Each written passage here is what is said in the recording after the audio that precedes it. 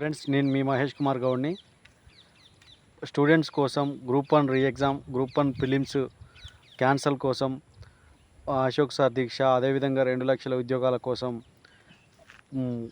Congress government ఇచ్చిన మేనిఫెస్టోకు ఎన్ని ధర్నాలు, రాస్తారోకోలు, ఎన్ని ర్యాలీలు చేసినా గవర్నమెంట్ పట్టించుకోలేదు. కాబట్టి ప్రజాస్వామ్యబద్ధంగా, రాజ్యాంగబద్ధంగా నిరసన తెలుపుకునే హక్కు ఉంది. దీక్షలు ప్రజాపాలన ఏమన్నారు? దీక్షలు చేసుకోవచ్చు అన్నారు, అమరణ నిరాహార దీక్ష చేసుకోవచ్చు అన్నారు, రిలే దీక్షలు చేసుకోవచ్చు అన్నారు, దీక్ష అన్నీ తెలుపుకోవచ్చు అని ప్రజాపాలన అన్నారు. కనీసం అశోక్ సార్ వాళ్ళ స్టాఫ్ను కూడా ఎత్తుకెళ్లారు. అశోక్ సారు ఎక్కడ ఉండి కూడా జాడ ఆచూకీ తెలుస్తలేదు. ఇగో నేను ఫ్రెండ్స్, రేవంత్ రెడ్డి గారు పదే పదే నోటిఫికేషన్స్ వద్దని ధర్నా చేస్తున్నారని చెప్పడం దారుణం, దుర్మార్గం. ఇంకో నేను ఈ బర్రెల కాడికి వచ్చాను, వ్యవసాయం చేస్తున్నా. నోటిఫికేషన్స్ లేక గ్రూప్ 1 జీవో 29 ఎఫెక్ట్ వల్ల నోటిఫికేషన్లు లేక ఇప్పుడు అశోక్ సారు మా కోసం దీక్ష చేశాడు. కనీసం చిన్న ఆశ ఉండే, ఇప్పటికైనా నోటిఫికేషన్స్ వస్తాయేమో అని చిన్న ఆశ ఉండే.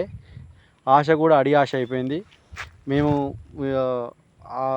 సార్ ఎక్కడుండో సార్ ఆచూకీని గవర్నమెంట్ తక్షణమే చెప్పాలి. లేకపోతే మాత్రం నేపాల్, బంగ్లాదేశ్, శ్రీలంకలో అయినట్టు మాత్రం అవుతుంది. తస్మాత్ జాగ్రత్త. గవర్నమెంట్ అనేది నిరసన తెలుపుకోవడానికి ప్రజాస్వామ్యబద్ధంగా దీక్ష డిమాండ్లు ఏంది అని పరిష్కరించాలి. కానీ కనీసం వాళ్ళ స్టాఫు, వాళ్ళ ఆఫీసుల శాంతియుతంగా మౌన దీక్ష మహాత్మా గాంధీ మార్గదర్శకంలో, గాంధీ మార్గదర్శకంలో దీక్ష చేస్తుంటే కనీసం ఆ దీక్షను కూడా అరెస్టు, అసలు నైట్కి నైటే లిఫ్ట్ చేయడం అది చారిత్రక తప్పిదం. అసలు ఈ ప్రజాస్వామ్యంలో ఉన్నామా లేకపోతే మనం వేరే దేశంలో ఉన్నామా అర్థం కావట్లే. ఇగో ఫ్రెండ్స్, ఇది మరి రేవంత్ రెడ్డి గారు నోటిఫికేషన్స్ లేవంటే వీటి దాంట్లోకి ఇంకొక 2 బర్రెలన్నా కొనుక్కుంటా. ఇక మరి నోటిఫికేషన్స్ ఇస్తారా లేకపోతే అరెస్టులు చేస్తారా, నిర్బంధం చేస్తారా, గవర్నమెంట్ ఆలోచించుకోవాలి. Thank you. అశోక్ సార్ ఆచూకీని మాత్రం ఇప్పుడు ఎమ్మటే తెలపాలి.